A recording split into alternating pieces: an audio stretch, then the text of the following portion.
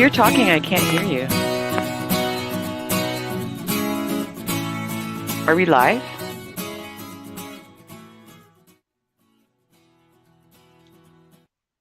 Here we are with another edition of The Life Between All or Nothing I'm Scott J.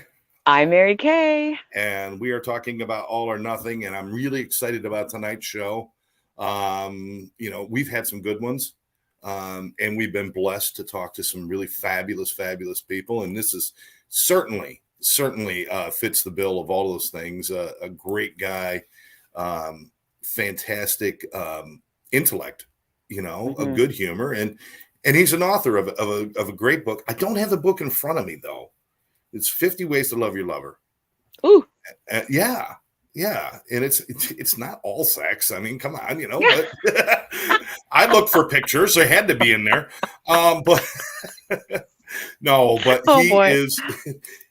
He's brilliant. And it really fits in with what we like to talk about each week, Mary Kay, which is about, living your best life. And relationships are part of that best life, aren't they?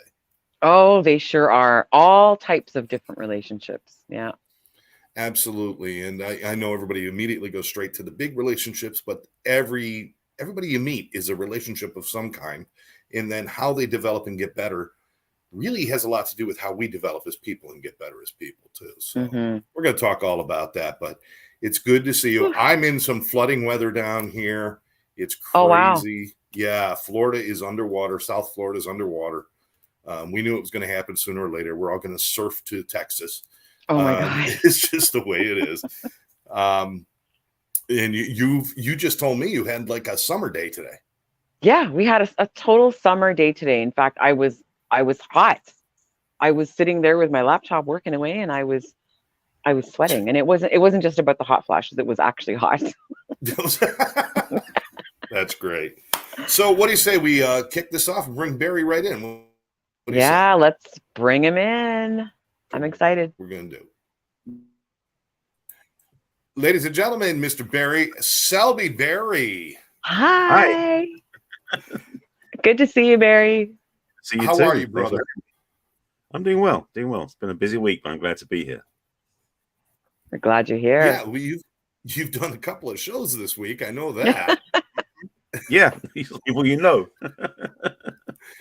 Been on shows with friends of ours, and of course, Tuesday nights remind everybody to watch our show. And once in a while, Mary Kay sits in, but as we all see it, and that's with Lynn Serrano and Rex and Scott and all the other people.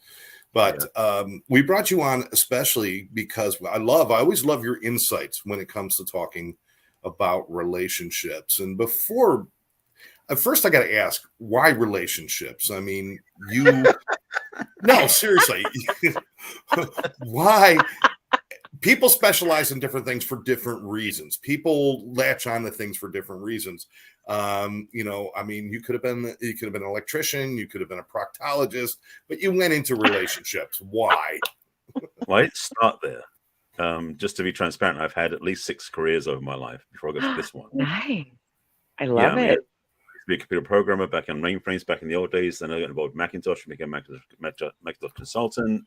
I was a professional photographer. I worked in a print shop. I've had so many careers over my life, but I've also had a really deep passion for personal development and spirituality for probably 40 years now, which is a long time now, thinking about it. The thing is, it's like the one thing I was always good at was relating to people. So even when I was at school, and even when I was being bullied in high school, I still found people to relate to and connect to. And I felt that was like one of the most valid skills I had. And being in business is like, I found the same skills seem to apply, whether it's business relationships or clients or whatever I was working with, was how to relate to them was almost as important as the transaction of the work itself. And after my last real bad breakup in 2006, and having done a lot of work over the years, having a master's degree in spiritual psychology, being a spiritual counselor, all these other things, I still was messing up my love life. And it's like, okay, I need to figure out what's going on. And that put me on this journey where I've been learning how to be more aligned to my own work. And then it became clear that I need to teach what I've learned over the years. So that's why I wrote the book, and that's why I teach what I teach. All right. I love that, Barry. So tell us a little go a little deeper into what it is that you do. What kind of clients and what do you do with them and for them? Well, the transformational experience I had right after that bad breakup in 2006 was really shifted me to understand what my why is on the planet. Ultimately, I recently languaged it for one of my coaches, because I have a coach as well. That really my bottom line is my work is about respect for women. That's the bottom line of everything I'm about on the planet. So everything that drives me is that line.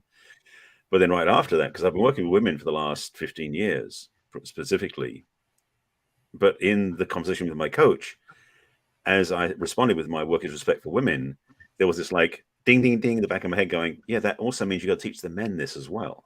So, and the thing is, because I've been through quite a journey in my own life, but I didn't do the macho route. I took the nice guy route for most of my life in my dating and everything else, which is a whole other story. But ultimately, what it came down to was that I know I need to help other men learn how to open their hearts at the same time, but without giving up their balls. Because most men, it's like one or the other, and I felt the same way. And so now I went with men and women. I mostly work with singles more than couples. I'm not a therapist, so I don't work with couples counseling. But I mostly help singles learn to really heal what's in the way of their relationships. They can love somebody the right way and also love themselves along the journey as well. Oh, wow. Just a shout out to a few people. Lynn is with Hi, us saying Lynn. hello, beautiful friends, and a special shout out from Lynn to Barry. Lynn says trial and error has made Barry a superstar expert. We all learn by doing. We got Sandy Mom with us. Hi, Sandy Mom. Barry might not be aware, but this is actually my mom who tunes in and joins in. And nice. we all call her Sandy Mom. It just Sandy Mom. And this is Karen, business partner, who's confirming that yes, we are underwater down here. Wow. So, I mean, I don't want people to get the wrong impression. You're not a therapist who's fixing relationships. Correct. You're not a therapist, right? I do have a master's degree in spiritual psychology, but I never went on for the licensing because, to be honest, I looked at that as being a container I didn't want to sit inside of. Right. Therapy has requirements, and I honor therapists for what they do, but it's not my style. I have actually a much bigger toolkit because I've been through so many seminars, trainings, retreats, working with coaches, learning skills, that I'd have to give up half of that to be a therapist. And it wouldn't work. So my work resource is much deeper than that, in the sense that I can go into spiritual work, or go into behavioral things, or just other things I've learned along the way. And that's why I wouldn't classify myself as a therapist. No, definitely not. Okay. I think that frees you up a little bit too, is to, you're not, again, that box, because at least what I understand working with people in a different area of life, which is mental health and addictions and things, everyone you talk to, they could look on the outside like it's the same problem as the guy you talked to a week ago, but everybody's so individual. You have to be really flexible and adaptable in how you deal with them in helping them find their answers, right? Absolutely. That's the good news and the bad news. It's not cookie cutter by any means, which is the bad news. But the good news is it's all good stuff. It's all new information in a way. So it's like I don't have to teach the same old thing every single time, which I love, because then with new clients, they bring out new things from me as well. So it's wonderful to do that. Yeah, I think that's great that you have the latitude and the ability to not be cookie cutter for everybody, because then that means, so if I were your client, I would know that you're going to tailor our engagement, our relationship, to what it is that I need, right? So I think that's amazing that you're offering a tailored, bespoke kind of a relationship. It has to be that way. I mean, they say that the hammer looks at everything as a nail, and it's like that's the challenge if you have a certain style of doing things. Yes, I do have certain things I resource a lot because a lot of people have the same sort of issue going on, but how they've dealt with it and how they're dealing with it and how I help them with it is different every time. I mean, that's the thing. That's one reason I've only got one program right now that's running, which is an online course, which is going to be interactive because it's really focused on one particular area, which is recovering from heartbreak, which almost everybody's gone through. So that's on my list of questions. We'll get to that then. We'll get to that then. Yes. Well, no, we can go right at that, Mary Kay, right now, because I think that's something people don't think about when they think about relationship issues or dealing with relationships, is people don't think about there are times when relationships end and how to be healthy in that. I guess we don't think about that often. It's usually just everybody just kind of, tries to survive the best they can, but without a whole lot of guidance. Is that what you're going to ask about, Mary Kay? Is that the direction? Yeah, I was going to ask about how does one deal from heartbreak, whether it was yesterday or something that we're still carrying from our 20s. And like, what do you see in your practice, Barry? And any tips that you can offer, and maybe just describe the whole healing and heartbreak and how that might work. And thanks for tuning in, Chris Roush. Oh, I Thank see you very much. Christopher. Hi. Thanks, Christopher. Heartbreak is one of those things that a lot of people look at and go, okay, I've been wounded by somebody I was broke up with, or they broke up with me, which is usually the way it's much more painful for the person, that they won't even look at the pain. They'll basically they'll stuff it, they'll emote massively over it, or they'll move on from it and avoid it. What most people tend to do, I did it many times myself, so I know the pain of it, is I would either numb it out or let it go numb over time and then find somebody else, or find someone else to replace it with. There's another people do, the bounce back relationship type thing people do. I did that myself too. And it's the reason why it doesn't work is because it's replacing the pain with something that it feels better, but it's not going to fix the pain or the wound inside. The way that I describe it, and I sort of borrowed this from Barbara Angelis, who's a great teacher of making love work, and she and John Gray were together many, many years ago. But the way I frame it is that when we go through a breakup, we tend to have a heart that's kind of wounded and scarred and cut, so we put like bandages and band-aids around it to protect it, which is a wise move. And we do that through ideally working with somebody or just not risking ourselves getting hurt again. So we sort of protect ourselves that way. The problem with that is we don't actually heal. We just simply cover it up. When we go into a new relationship, first of all, the person who's loving us, their job is not supposed to be to take the bandages off and make us feel free again. The other part, though, is when we go into a new relationship, the amount of love we can give is blocked by those bandages. So we can't even express what we want because it's still wounded.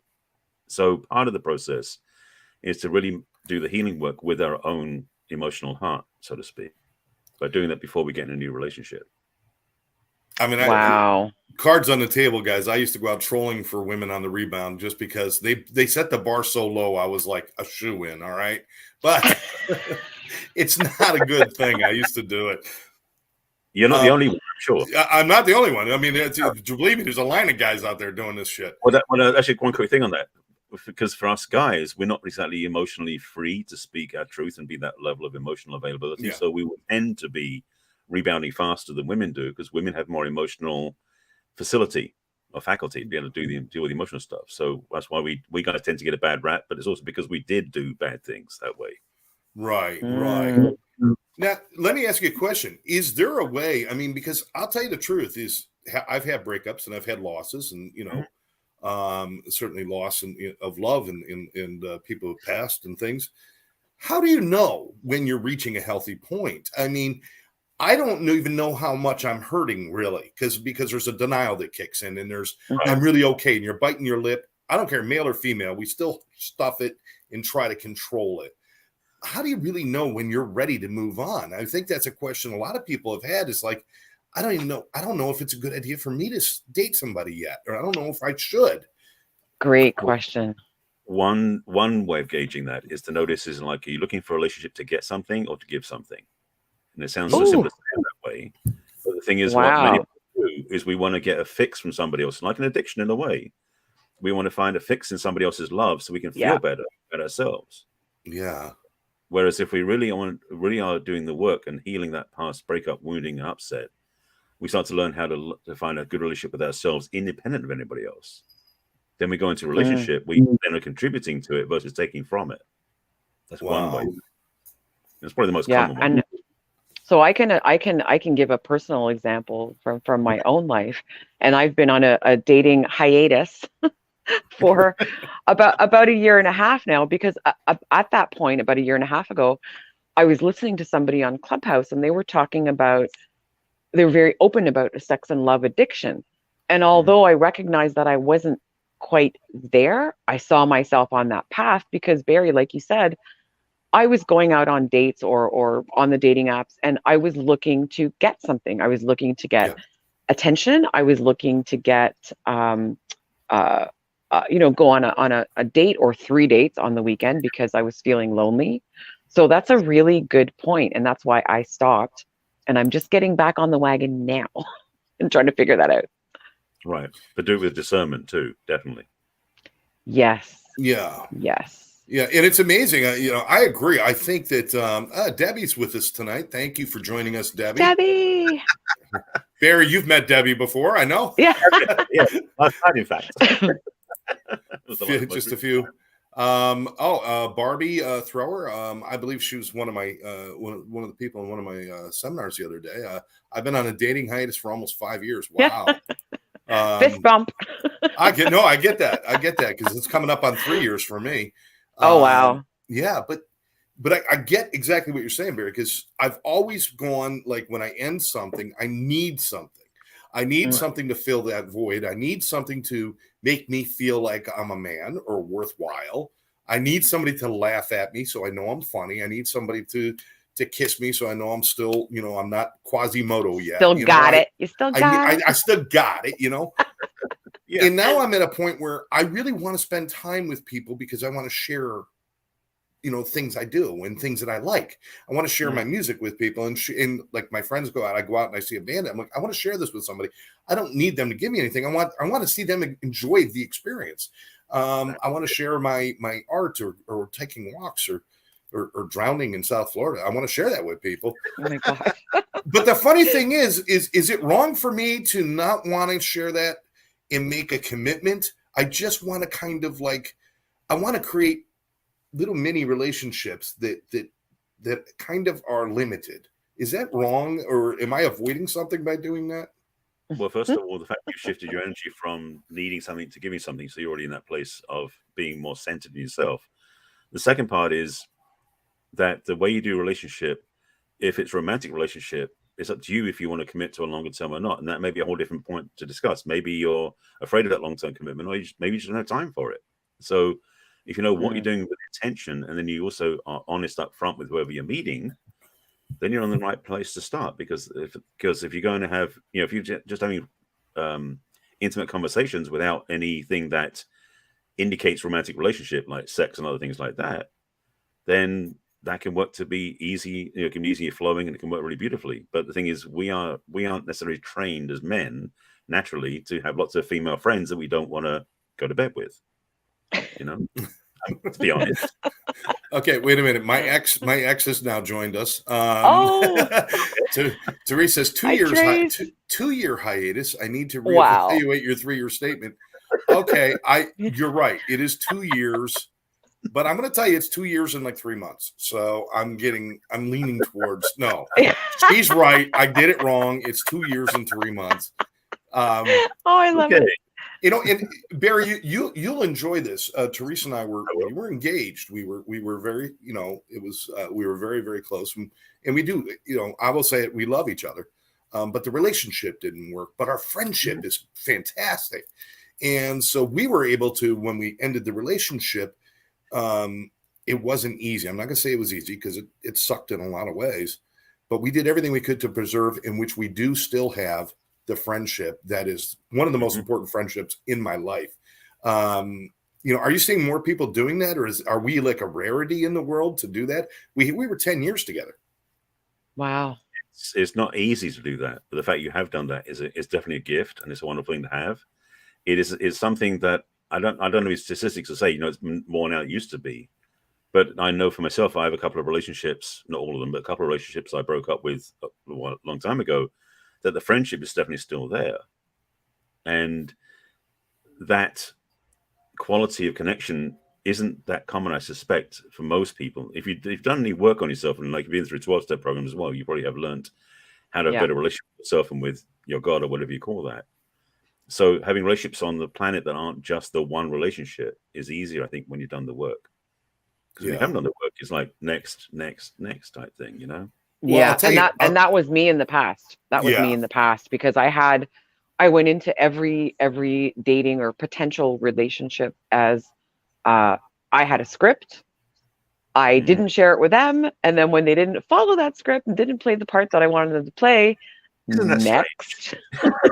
strange? But I finally became self-aware, and aware of that, and have been working on that ever since. And, still a way to go for sure, because I do look, so I have, it's not a list that I'm looking for in a romantic relationship, but I always say, when someone says, well, what kind of a guy are you looking for? And I say, well, a guy with great socks, because I love acronyms, right? So SOCKS stands for self-awareness, optimism, compassion, kindness, and spirituality.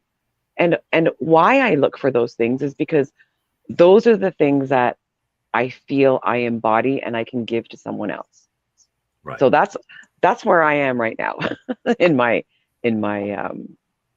figuring all this out. The thing is that, having a list.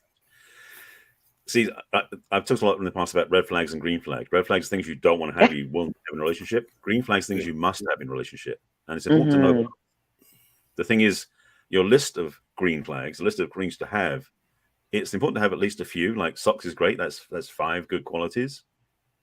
If you got 25 or 30, you may be pushing too much, because most people don't fit, because the things that you said, like, being a work in progress, we're all works in progress. Yeah. Frankly, I think we're in that for life. So there's never going to be a time you're going to be perfectly ready for a relationship. Sorry. Yeah. You're going to be place for one, but not perfectly ready for one, Here's something I think this fits right in with where we're at right now. Barbie says, I might not know what I want. I just know what I don't want. But that's kind of an incomplete formula going into things, isn't it? Shouldn't you have some ideas about what you need for yourself or want for yourself? In one of my courses I taught, I said, it's easy to go to what you don't want. That's the first thing you go to straight away. It's the most available list. It's like, I know 17 things what I don't want to have anymore. Great. Write them down. Then on the piece of paper, you wrote them down on the other side of the sheet, or the other half of the sheet, write the inverse of that. So basically, you're flipping the negative ones, what you don't want, is the things you must have or do want in a relationship. So, for example, if your partner cheated on you, you don't want to have somebody cheats on you. The inverse is you want someone who's monogamous. So you make a positive reframe of each of those things. That gives you guidance of where you want to go. Because the thing is, if you're trying to get away from things you don't want, it's like trying to drive a car looking in the rearview mirror. It's hard to do.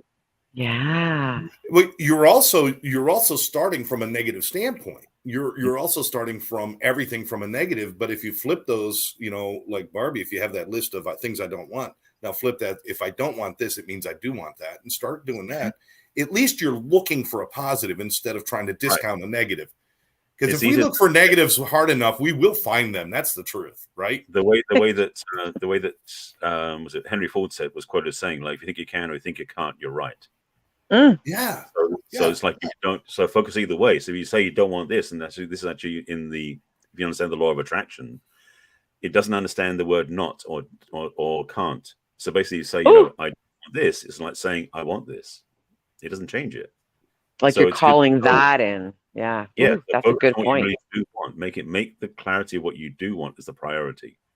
It's good to know what you don't want. It's good to know what you do want.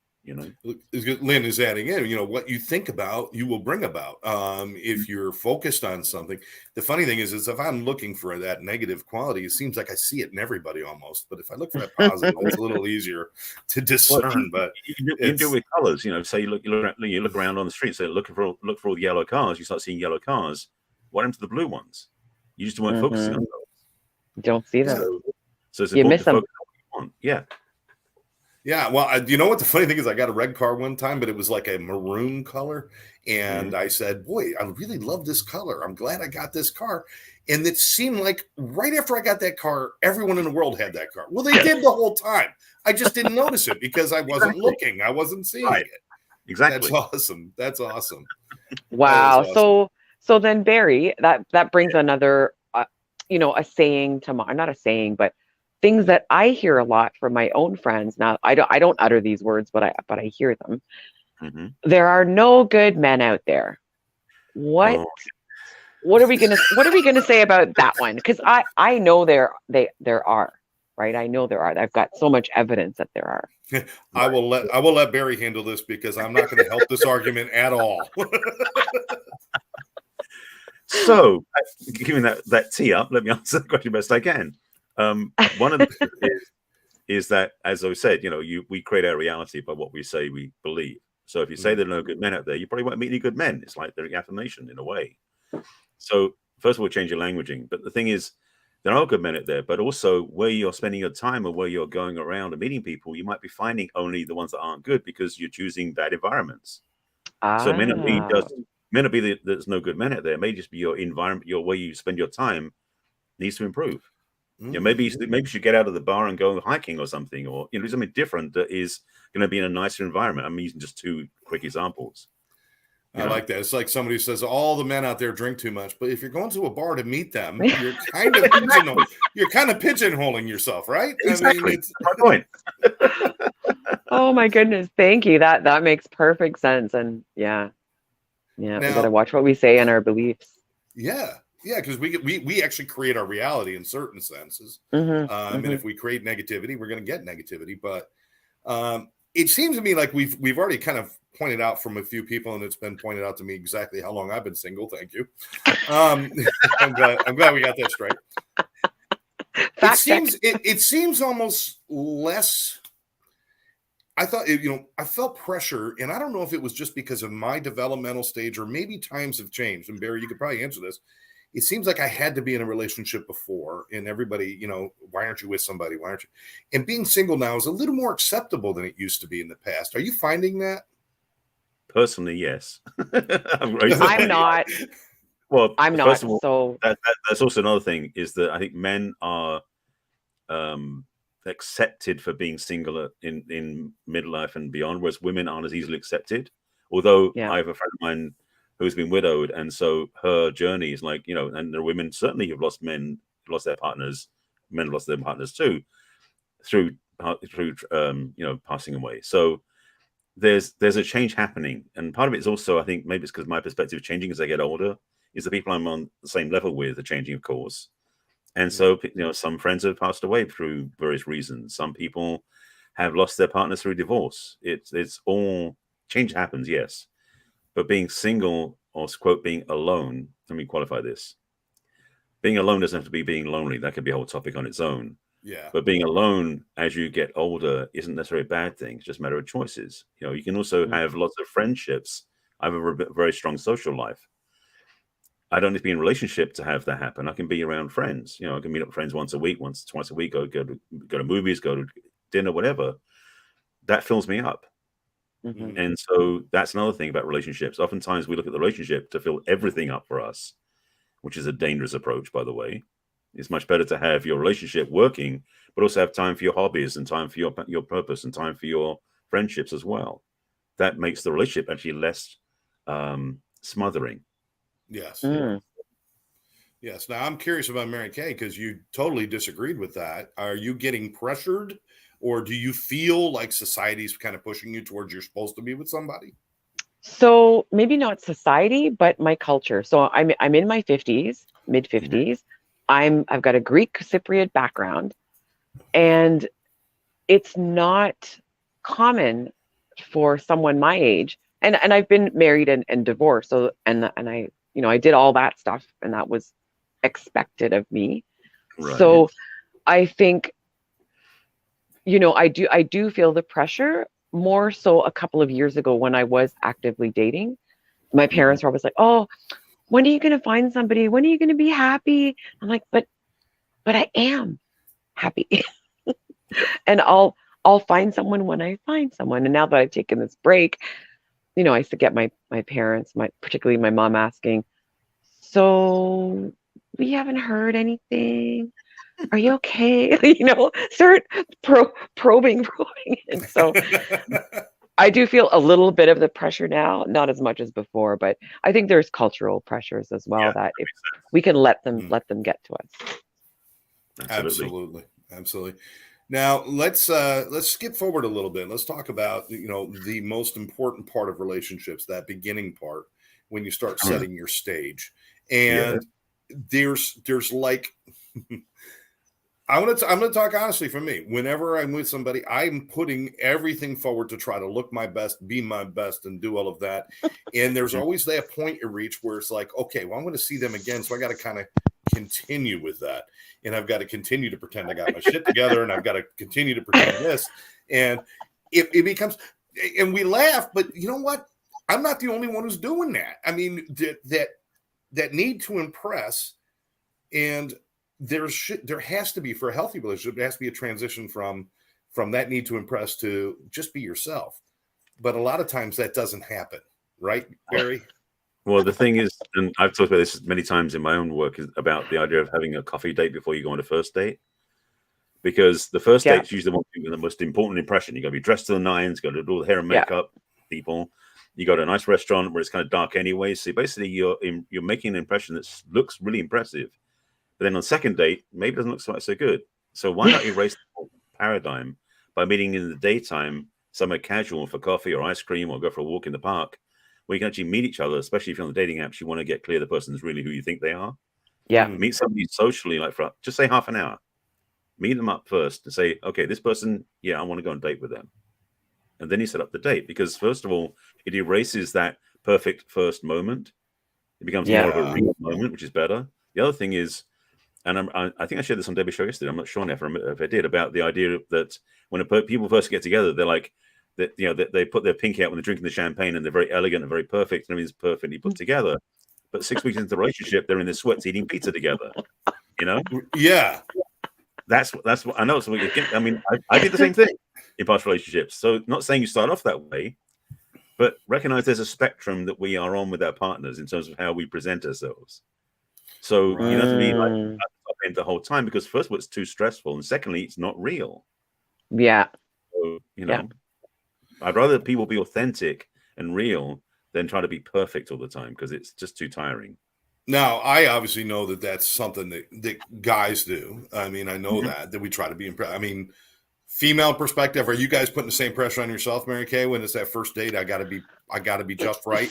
And then it's like, now shit, now I got to do this tomorrow when I see them. No, so I can only speak for myself, right? Not on behalf of all women, but for me now. Go ahead. Nobody's going to care. Go ahead. Talk for all women. Go ahead. That coffee date is perfect for me, because I can show up in jeans and, not quite done up. I'm not wearing, crazy high heels or whatever. I would do that, of course, for a fine dining restaurant or something, but that's not a first date. I want to feel comfortable. I want the other person to feel comfortable. I always wear makeup. I wear it every day, no matter, what I'm doing. So that I'm not really changing much. Maybe I might take a little extra effort, but it's not something that I won't be able to maintain.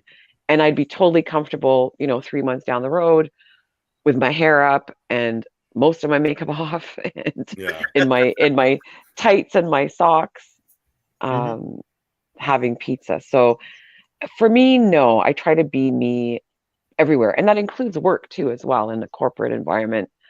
Showing up, I mean, I had to work 100% from home now. I show up the same as I would, almost anywhere. Yeah. Well, we had an interesting, when Mary and I first met, Barry, we were just like, I saw her on the show, she saw me on a show, and this kind of thing where it's like, we were just Facebook and I said, I'd love to talk to you. Or you said you want to talk to me, whatever it was. And then we had this great thing, this video calls. And we did a couple of video calls, and it was like the most natural, relaxing way to meet somebody. And obviously she's in Canada, I'm down here. It's not like we can do the, big romantic, but we became very, very, very close friends. Very, very close. Yeah. Very quickly. I love Mary Kay to death. She's fantastic. But there was no pressure, because it was more like we both went into it without thinking, I'm trying to find somebody. It was just, I'd like to meet somebody. I want to talk to them. I want to know, she said something, I want to hear about it, or he said something. And it was more like just exploring instead of like really missile seeking, like we weren't targeting each other. We were just exploring. And is there something to that, where your attitude when you're getting together and meeting somebody, how you approach it is going to make a difference? Well, it is. First of all, obviously we're not 20 anymore, which is when that was the way it was done. It was like, lock on target, go for it sort of thing. Right. Speak for yourself. I just celebrated I just celebrated my 25th birthday 31 years ago. I was going to say, yeah, the 31st anniversary of your 25th birthday. Yeah. No, but so the thing is that one of the things is that I think as we get older, more mature, we have less desire to make mistakes, and we choose to be more willing to like to wait and see what happens and learn about people first. I think for most of us, we're not so desperate, at least I hope we're not, to just be with somebody, because desperation is what makes mistakes. And so yes, to be building connection first, and then if it becomes romantic, great. I am on the dating apps. I am single, so I'm on the dating apps. But some people look at well, nothing's. And I look on the apps, and people presentation on the apps is another part of the picture too. How do you present yourself through the dating apps? What pictures do you put up? What bio do you put up? Some people need some serious help in doing better dating app presentations, because their pictures are like snapshots from when they 20 years ago or something like that. They're not aligned, so they're not going to win in that game. So the best thing is to I'm not talking about getting like boudoir shots, but I'm talking about having pictures of you like you really look, not just looking up at the camera or something. Just like actually have regular pictures, because how you want to be seen in real life should match how you're being looked at online. And that's one of the biggest challenges, is that we tend to put a persona on in one place and not the other. Yeah, that's so true, Barry. Because being on the dating apps, and I'm back on Bumble now, but before, when I was on whatever I was on, I can't remember, but I would show up on a coffee date and someone would be like, "Oh my God, you really look like your picture." I'm like, surprise. What did you expect me to look like? Like I put my normal pictures on there without filters, because especially meeting somebody in the daylight for a coffee date, they're going to notice your skin or for whatever the gray hairs may be coming out, like just craziness to put filters. And I have to say, because being back on the apps now, and Bumble is one where you're shown different people and you swipe right if you want to talk to them, or left if you don't want to. And it's up to the woman to make the first move. Right. So I was saying to some of my friends, I was noticing that there's less people coming through, because I do have an age range set. And you know what they said to me, Barry? They said, it's because you actually have your real age on there, 55. So you're not getting caught in the guy's age range of blah, blah, blah to 49. And I said, but why would I want to be caught in that? Because I'm not. So the problem is that one of the flaws of the dating apps, and yes, most dating apps are built for men, not for women. So Bumble is one of the unusual ones that way. Yeah. Is the fact that most of the dating apps are based on very simple criteria, which is age, height, location, dietary requirement, and maybe a couple other things, religious affiliation, sort of thing. So it's easy to check people off that list. Yes, right.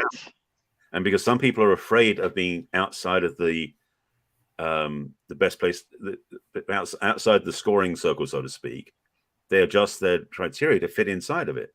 Men, I've heard, no way, but women tell me that men oftentimes put their height up by a couple of inches so that they're over 6 foot. That's true. So I've seen that, and I know, and I have a funny story. One of my friends, and I won't say her name, was telling us a story where she was going to meet a guy, and this guy was, I don't know, 5'11" or something, and that's what she was expecting. She's a little taller than, so I'm 5'2", and I put my real height on there because everybody's taller than me. So I really don't care how tall a guy is, because everyone's taller than me. So she goes on this date, and they meet in the parking lot before they go in the restaurant, and he gets out of the car, and he's, I don't know, like 5'4" or something, a little shorter than her. And she looks at him and she says, "Am I going to need to get you a booster seat?" Which is horrible. Ego horrible. Death, yeah. But she was upset that he lied about his height. I'm telling you, the people lie. The pictures, I swear, every picture you should be holding up a copy of today's newspaper. I'm serious. It's like I want to know that the picture was recent. At least be holding an iPhone 10. At least that. Well, you know what, Scott? Bumble actually makes you verify your profile. Oh, so what they do is they make you take I think it was a video or something, and they make you do something. And once you do it, then you're verified. Oh, see, I tried to get Yeah. on that Plenty of Fish thing, and I did the application. I Excuse me. accidentally clicked the wrong thing, and now I'm entered into a fishing tournament in Palm Beach next week. So it just didn't work out for me. Okay, then. I've got like, let's take a moment because Barbie's been listening, and she's got a statement and a question here for you, Barry. Says, since I put myself out there, I figured out at my age I don't want to share my life with someone. I'm too selfish, content, and busy.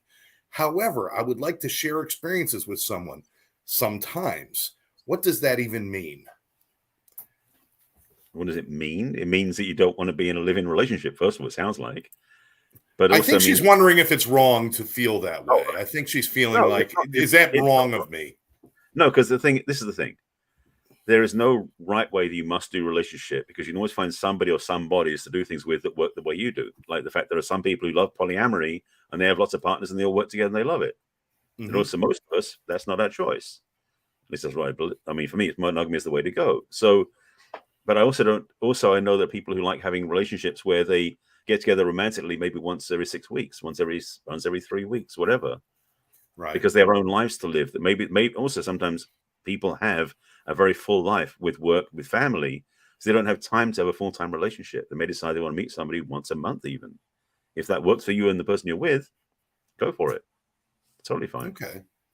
So there is no wrong answer. I mean, especially if she's talking about that she really enjoys her life and she wants to share her experiences with people, that can't be wrong. I mean, don't put yourself up against other people and what Jack and Jill are doing down the street. That's not about you, right? No. The whole marriage with 2 kids type thing, that model is no longer accurate, and it was only really accurate for the first 5 years of your adult life. You do it for 20 to 25, you think about that, and after that you get over it, because the thing is, most people weren't raised with the right idea about how to do a relationship, period. So relationships nowadays, I think, have evolved. I don't know about the younger generation, it's not my audience. Most of my clients are 40 and above. Most of us in this age range have been through a few battles, so to speak. So we've learned some lessons, paid some prices, and don't want to do it the same way anymore. Would it be wrong for me to make a statement of, I seem to see more successful relationships with people that both live full lives and then come together in the middle, as opposed to 2 people living the same life all the time? Does that make sense? Well, living the same life together is going to be boring because you have nothing to talk about. So exactly. I mean, I do understand that, but the thing is, you can be in a partnership where you both do the same work together, but you're both very different people. So you can create that environment too. But to have relationships where you have a full life, have a full life. It's great to have that. And I mean, somebody has the same thing, but then you find ways to play together.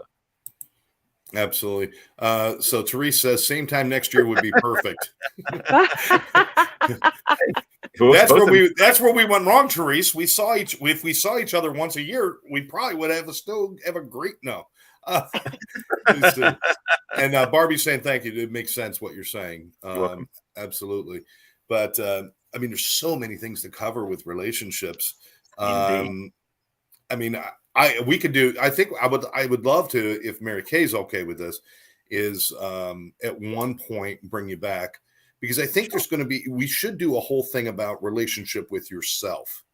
And I think we got to dedicate a whole show to that, because we kind of got off on this 2 people relationship or some of the other people out there, the 12 people relationships, which confusing. I don't know how you hang all those towels in the bathroom, but Indeed. Yeah. But would you be willing to come back and do a show like that where we can do specifically? Okay. I mean, the truth is, most of my work is about working with my clients to help have a better relationship with themselves first before they do anything else. So this is definitely my wheelhouse. Well, I think all of us can agree that it was through maybe a couple of failed relationships that we started to find things about ourselves, and the improvement of ourselves makes us more prepared for a relationship, or at least in a better state for it. Let's see. Lynn saying it's a great show. Love you guys. Love you. I'm glad I happened to see this live. Thanks for the conversation. XOXO Barbie, you are welcome to join us anytime. Thank you for being one of our new listeners. And of course, we'll always let you know where Barry is. Yeah. Yeah, Barry's been a podcast whore for a little while. He's been just jumping from show to show recently. Interesting label. I wouldn't claim that one myself. But. No. Yeah. What do you what are you working on right now? Anything special that you got going right now? A few things. I've got a new program. I'm launching a group program called Love After Heartbreak, because that's one of my areas of focus of people is how to heal. So Love that. it isn't up yet, but I do have a wait list on my website, which I'll give you the link for afterwards or later on. Yeah. I've got a new podcast I just launched at the beginning of March with a friend of mine called Relationship Mastery, that's out on all the platforms except it's not on Apple yet. They're still waiting for approval, but on Amazon, Google, everywhere else, Spotify, it's out there. And my other show, which I've been doing for 2 years, is also going to become a podcast, which is about Let's Talk About Dating. So that's going to be up on Apple. Oh, I love it. Yeah, busy. Wow, Congrats. That's awesome. That's great. Mary Kay, do you have any of those questions we haven't highlighted enough yet? Let me see. One, yeah, well, we kind of touched on fear a little bit, but fear and trauma, and how does someone date or start dating when they're still working through their trauma? Like how, and I think Scott, you touched on it a little bit earlier. How ready do you need to be on that spectrum to start? Well, the thing about trauma is oftentimes it's informed by circumstance or by environment or even by words sometimes. So if you're not resolved with it, it's going to be a tender spot that can get in the way of dating. Right. So frankly, if you're still dealing with some sort of post-relationship pain, suffering, trauma, when you're single is the best time to resolve it. Because when you're dating somebody else, it's very confusing about where the love's going, who's doing what, and it gets kind of messy. So I'm a big advocate of doing the work for yourself first, and which we'll talk about another show, that relationship you have with yourself, so you really fall in love with the person you are. So you don't need the other person to make you feel okay. And secondly, you've healed the wounds you carried inside yourself, so you can be available to love again fully as well. Yeah. So you're not walking around with open wounds in your heart. And I think that's, that's really important to recognize in ourselves and to do our own introspection to see, do I still have any open wounds? Do I still have something that's just barely healed? That's really, we've kind of neatly labeled all that as they're bringing baggage. They've got baggage that they're bringing with them, and everybody's got baggage. And we've made that, I don't care how good you are and how much you've changed, we still carry the baggage of our own experiences, because we base things on our experiences. It's how we build our perspective. It's how we see the world, is through our experiences. And even if we've corrected some things, there's still a certain amount. But it seems like, do we spend too much time looking at that, and not just, should there be some level of acceptance that, this person coming in and this relationship, sure, they've got some issues, but I need to be okay with that? It depends what the issues are, first of all. Okay. All right. I mean, the truth is, none of us are going to be perfect, clean, and perfect. We're all going to have our own stuff, accurately so. But if that stuff you're carrying around is just stuff you know to deal with, and the other person goes, "Oh, I see what that is. That's no big deal." That's one thing. But one of the problems we have, or one of the challenges of life, is we tend to attract people into our lives who mirror our patterns, or actually trigger our patterns. And this is one of the things. This is let me try and break this a short version, because it's a very deep piece. But basically, we learn what love is through how we're raised by our parents, if they were there or not. So what happens as an adult is those patterns we learned as a kid, which have gone into our unconscious mind, become the autopilot that chooses our partners as adults.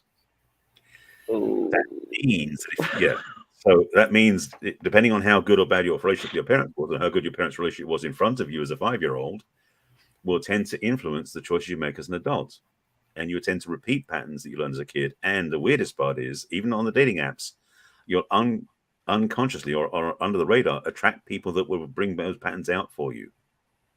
It's not in their profile, but it's in their pattern. Wow. I like the fact that you said that. You know that my mom is listening, so I'm just going to go with you. And Barry said, "Mom, everything is your fault." All right. So that's what Barry said. My God, Sandy mom. Sorry. I just talked about this on our web show today. Talked about this. The fact is that you have to recognize that those patterns that you inherited from your parents, they inherited from their parents. Yeah. And beyond that too. So what you're actually doing is you're dealing with a lineage pattern that has been passed down from generation to generation because that's the best they knew what to do. Mm. You know, most parents don't go intentionally go, I'm going to screw up this kid. It's like, no, it's not their plan. But they do the best they can with what they have. You know? Can that pattern be broken with awareness Yes. and work? Absolutely can. I can vouch for that. Oh, my mom's tuning in. So she says I accept all responsibility. Very kind of you, Sandy. Aw, she's so cute. I love it. Scott doesn't mean you're off the hook, though. No. So it reminds me. Yeah. It reminds me of that Taylor Swift song that says, what does she say? It's me. Hi, I'm the problem. It's me. Sorry about my singing, but it just reminds me that sometimes we do have to recognize that we're the ones blocking our own success, whatever that looks like in our own vision or mind. Yeah. Same as the business, same as in relationship. It's all up to us. Yeah. Wow. That's a good point. We've got to. We need 6 hours to unwrap all of this, seriously. And you went back a few more times, okay? I mean, yes, we're gonna. That's no, right. Really.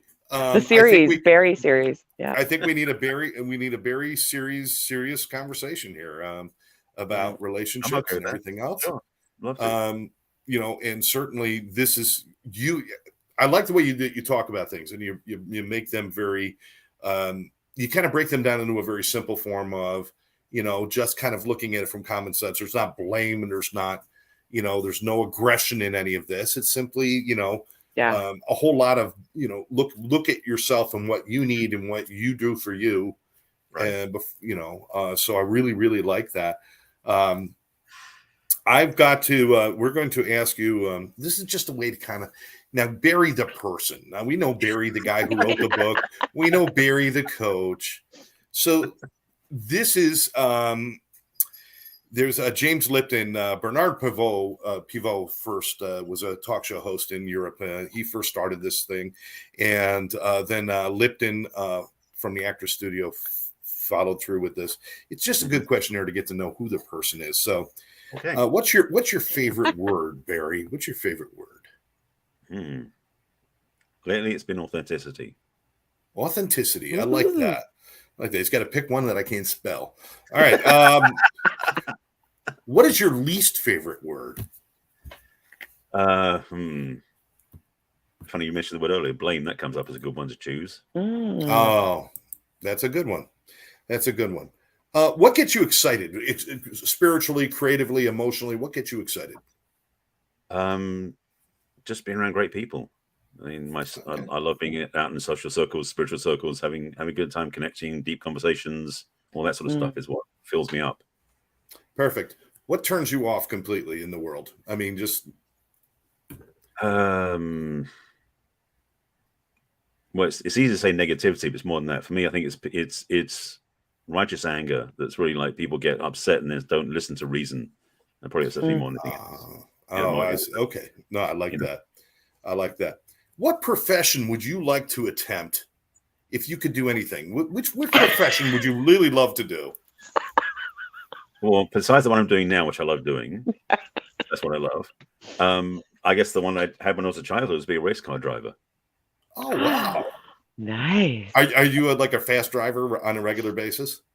Not anymore. I used to be. I've slowed down a bit now. Used to be. What is a profession that you would never, ever want to do? Ooh, interesting.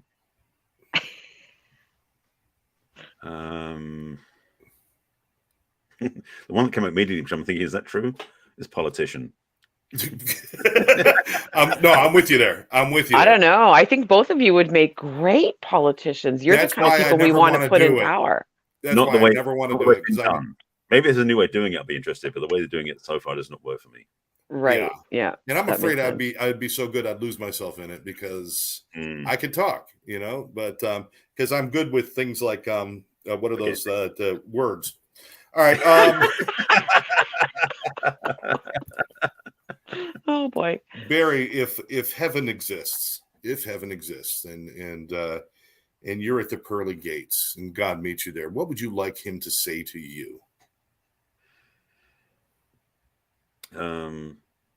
I have a different philosophy on that personally, but in terms of I was meeting God at the pearly gates,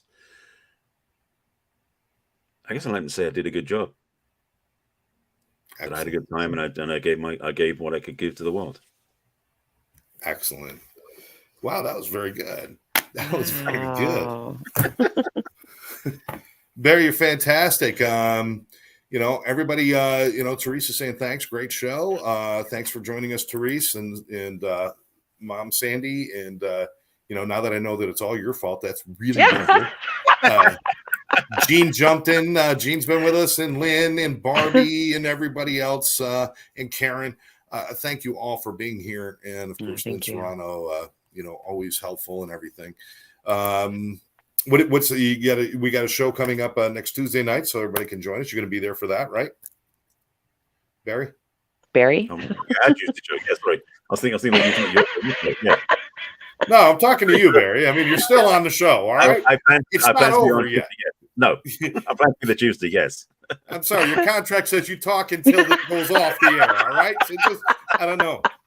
He's checked out. He's like, I answer my questions. What do you want from me? I thought you were talking to MK about next week of this show. Sorry. Okay. No, next week we're on Tuesday night. Everybody join in for that. And of course, Mary Kay and I will be back on Thursday. Next Thursday night. And Tuesday, last Tuesday on our show, I was actually broadcasting from a friend's house. And this Tuesday, I'll be broadcasting in a car driving from Tampa to Miami. Wow. So I won't be driving. I'm the passenger, so I can get away with doing the podcast. Isn't technology wonderful? It really is. Isn't it? I mean, look at the three of us together you're in Los Angeles, I'm in Toronto, Scott's in Florida, and here we are together having a beautiful conversation. Absolutely. So let's, final thought. We'll each kind of put our little 2 cents in about, and again, we just hit the tip of the iceberg. I mean, and this truly is. A lot of people say that, but there's so much to talk about. I mean, we haven't even talked about long-term relationships. We haven't talked about. We spoke a little bit about kind of recovery from relationships, but we haven't talked about the big one, which is the relationship with yourself, and how you see that. So we definitely got more to talk about. But just what we talked about tonight, and something people could take with them. Barry, any final thoughts on that? Well, I would say if they get my book, that'll get them started. There's 50 ideas in there. That'll keep them going. So that's 50 ways to love your lover. There you go. Oh, beautiful. Thanks. There we go. It's on Amazon. You can get it on Amazon. Yeah. I've had a lot of feedback from it, so people love the book. No pushback from Paul Simon on the title? Well, that's why it's 50 Ways to Love, not to Leave. Exactly. I'm repairing the damage, so to speak. Oh, okay. Yeah.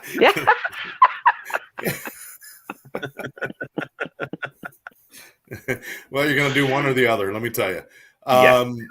Yeah. So pick up the book on Amazon, and that's great. Mary, what do you think? What'd you get out of today?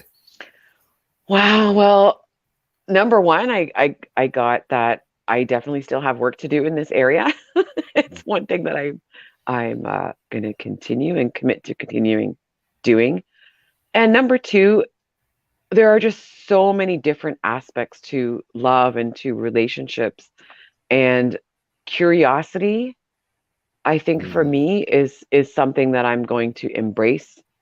And even if it means I find out things about myself, more things that I don't like. I think that's part of the process. Yeah. Things to love more. Yeah. Absolutely. Exactly. And I just, I'm just always pleased to talk about this stuff. I love the fact that we talked about, it's okay. It's okay to be single, and it's okay to redefine relationships where it doesn't have to be everything. Just, make it, just be honest and stuff. And one thing I want to let people know, if you are deciding it's time to meet somebody or something, if you're not a person who goes to a bar, don't go to a bar to meet somebody. If you're not a person who does an activity, don't go to there to meet somebody.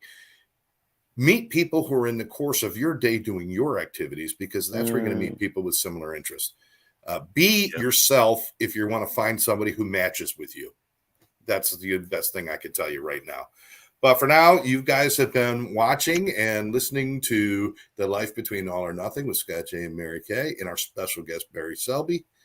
And we want to thank everyone for being here with us. We hope you catch you next time. We'll all see you. Bye.